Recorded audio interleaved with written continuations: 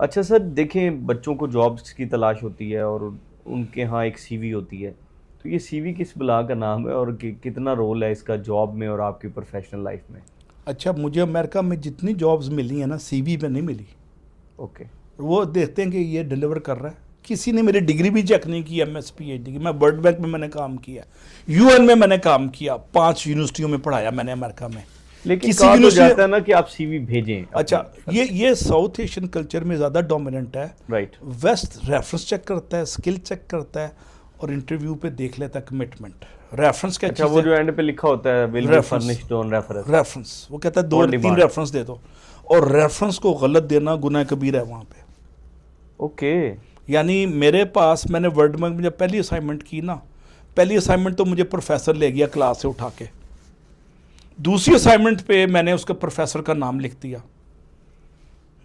कि मैंने इसके साथ काम किया, ही इज़ माई रेफरी।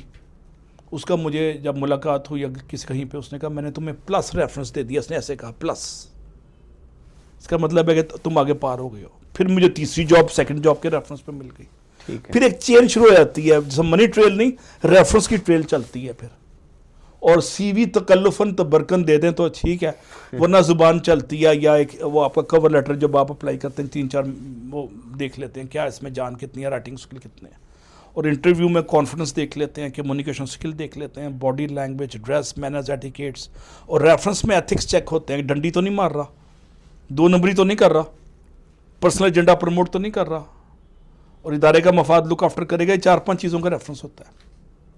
उस रेफरेंस पे लोग आगे चले जाते हैं। बिल्कुल ठीक है। अच्छा सर, ये लोग जल्दी कंपनीज को क्यों छोड़ जाते हैं, एम्प्लॉयज टिकते क्यों? अच्छा, ये मैं बताऊं, जापान के कल्चर में, कल्चर टू कल्चर वेरी करता है। नॉर्थ अमेरिकन कल्चर में साल 2 साल बाद स्विच करना कॉमन है। राइट। वो समझते हैं कि हमें स्टैग्नेशन हो गई है, हमें नए आइडियाज़ नहीं मिल रहे। साउथ एशियन कल्चर में जब बंदा डंडी मारता है तो बॉसेस उसे दबाते हैं, तो वो छोड़ जाता है कि कहीं और जाके बेवकूफ़ बनाऊं। जापान के कल्चर में वर्क एथिक्स बहुत ज़्यादा है। वहाँ जब बंदा जाता है, नया फ्रेश इंजीनियर या फ्रेश मैनेजमेंट ट्रेनिंग जाता है, तो उसको 50 साल के लिए बाद, 100 साल के बाद उसके लिए कब्र अलॉट कर देते हैं ज़मीन। जापान में ज़मीन बड़ी महंगी है, कब्र बहुत महंगी है। ओके। कहते हैं अब तुमने यहाँ से मर कर निकलना है। सब पुराने ज़माने में नहीं कहते थे बेटी को कि अब तुम्हारी लाश ही वापस आए, तुमने वैसे घर में तलाक लेके नहीं आ जाना। तो जापानी कल्चर भी यही है। जापानी कल्चर में स्टार्ट करते हैं फ्रेश इंजीनियर, उसको उठाते हैं 6 महीने, उसको 4 5 जगह पे घुमाते हैं, देखते हैं इसका टेम्परामेंट क्या है, फीडबैक लेते हैं, फिर एक जगह डाल देते हैं। अगले 50 100 साल बाद वहाँ से रिटायर्ड होता है, 80 90 साल की उम्र। अगर रिटायर्ड होना चाहे तो रिटायरमेंट की एज भी उन्होंने ख़त्म कर दी। बिल्कुल ठीक। तो ये जॉब लॉयल्टी जापानीज़ कल्चर का हिस्सा है। साउथ एशियन कल्चर में चूँकि एथिक्स, वर्क एथिक्स बड़े वीक है, 2 नंबरी पे बॉसेस सजनिश करते हैं, तो बंदा स्विच कर जाता है, कहता है जी वो बॉस ख़राब था, ये था वो था। बेसिकली उसको मजबूर किया जाता है निकालने पे, वरना बॉसेस नहीं चाहते कि अच्छा बंदा जो ट्रेंड किया निकाले, लेकिन एथिक्स की वजह से निकालना जाता है या निकल जाता है वो। बिल्कुल ठीक। ये वजह है सारी। यूरोप के वर्क एथिक्स भी बड़े स्ट्रॉन्ग है, यूरोपियंस के।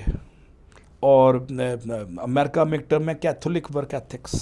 Catholics they take pride in their work ethics. Japanese के वर्क एथिक्स भी सबसे नंबर 1 जापानीज़ के वर्क एथिक्स है। वो कस्टमर के लिए डूब जाते हैं, अपने आप को गर्क कर देते हैं उसको सेटिस्फाइड और डिलाइट करने के लिए।